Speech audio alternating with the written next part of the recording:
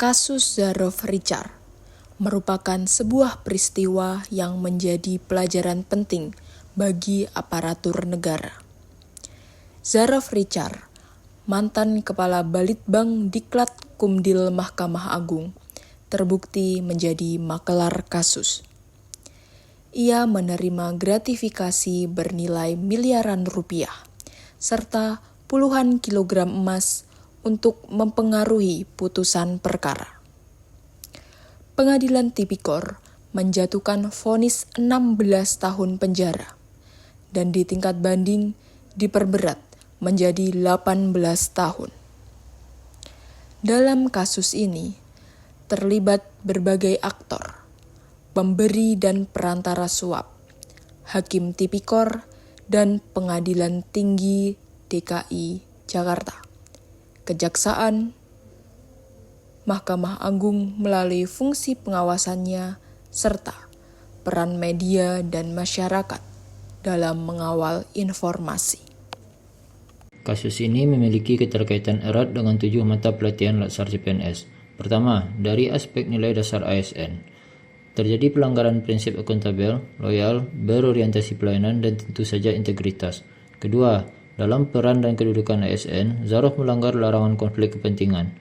Ketiga, dari sisi kode etik, ia jelas melanggar ketentuan larangan menerima gratifikasi dan suap. Keempat, dalam pelayanan publik, putusan yang adil adalah layanan utama kepada masyarakat dan itu telah dikorbankan. Kelima, prinsip whole of government seharusnya menghadirkan sinergi Mahkamah Agung, Kejaksaan, KPK, dan PPATK dalam pencegahan. Keenam, pada manajemen ASN dibutuhkan rotasi jabatan dan pemeriksaan gaya hidup untuk mencegah penyalahgunaan kewenangan. Ketujuh, sebagai smart ASN, transparansi proses perkara adalah hal mutlak. Zaroff Richard telah melanggar seluruh aspek utama berakhlak, mulai dari akuntabilitas, kompetensi, loyalitas, hingga kolaborasi. Pemberi suap juga melanggar nilai akuntabilitas dan berorientasi pelayanan. Namun, di sisi lain, kejaksaan dan hakim yang memproses kasus ini telah menunjukkan penerapan akuntabilitas dan loyalitas dalam menegakkan hukum.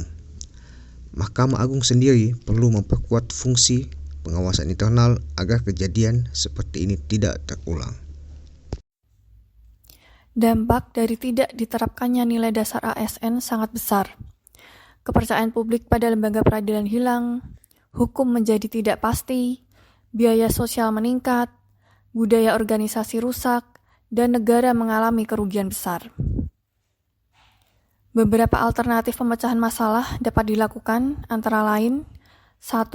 Menerapkan sistem pengendalian intern berbasis resiko. 2. Melakukan rotasi jabatan dan pemeriksaan gaya hidup. 3. Menggunakan audit trail dan kanal komunikasi resmi. 4. Mengoptimalkan whistleblowing system yang anonim dan aman. 5. Memberikan sanksi tegas dan pelatihan berbasis studi kasus. 6. Menguatkan kolaborasi antar instansi untuk penelusuran aset. Konsekuensi positifnya, kasus serupa dapat dicegah, transparansi meningkat, dan kepercayaan publik pulih. Namun, ini memerlukan biaya, komitmen pimpinan, dan payung hukum yang jelas. Saudara-saudara, kasus Zaroff Richard menjadi pengingat bahwa integritas adalah fondasi pelayanan publik.